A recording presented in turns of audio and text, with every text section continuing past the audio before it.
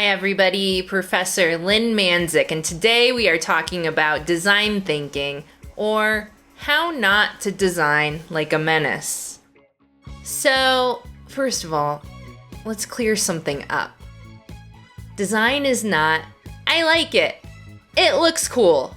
My cousin said this was sick. That's not design, that's just vibes.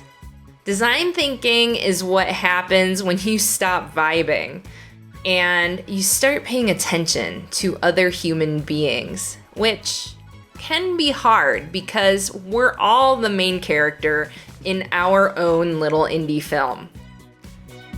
What is design thinking in human terms? Well, design thinking is a system for solving problems without being annoying about it. It's how you avoid building things that technically work but make people whisper, "Who approved this?" while using them. Design thinking is basically, what if we didn't assume everyone thinks like us? Wild concept. Revolutionary even. Important note. If at any point you say, "Well, I wouldn't use it that way," congratulations, you failed step 1. Step 1 is empathize, aka get out of your own head. Empathy in design does not mean feeling bad, trauma bonding with the user, or projecting your own issues onto the problem, a very popular move.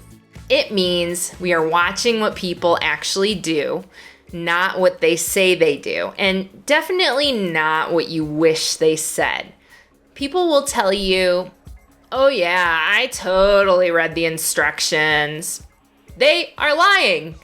Design thinking starts when you realize humans are inconsistent, distracted, emotional, tired, and on their phones. Design accordingly. Step 2, define.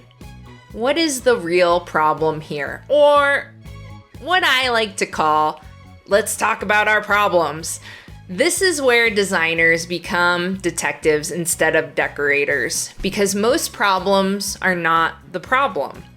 Example, people don't like our app. No, people don't like your app because it asks for 12 permissions immediately. It explains nothing, and it judges them for not already knowing how it works. The problem is not taste. The problem is friction. Design thinking forces you to name the actual issue instead of blaming users for being human. Step 3, ideate. Panic, but productively. This is the fun part. This is where we get to have full reign of creativity. We get to lower the stakes, turn off the inner critic. Let our bad ideas exist temporarily. The key rule about the ideation phase is your first idea is usually your most obvious idea, wearing a hat. So design thinking says, okay, cool. Now give me like 20, 30, 40, even 50 more. Some will be bad, some will be worse, and one will be surprisingly good. Creativity thrives when no one is grading you yet. Step 4, prototyping. Making the ugly version. A prototype is not final, it's not precious, it's not ready for Instagram. If your prototype looks too polished, you waited too long, and now your ego is involved. We prototype so we can hear, "This part confused me," before we hear, "So why did you spend 6 months on this?" Design thinking loves cheap mistakes. Institutions hate this, by the way. Step 5, test. Do not argue with feedback.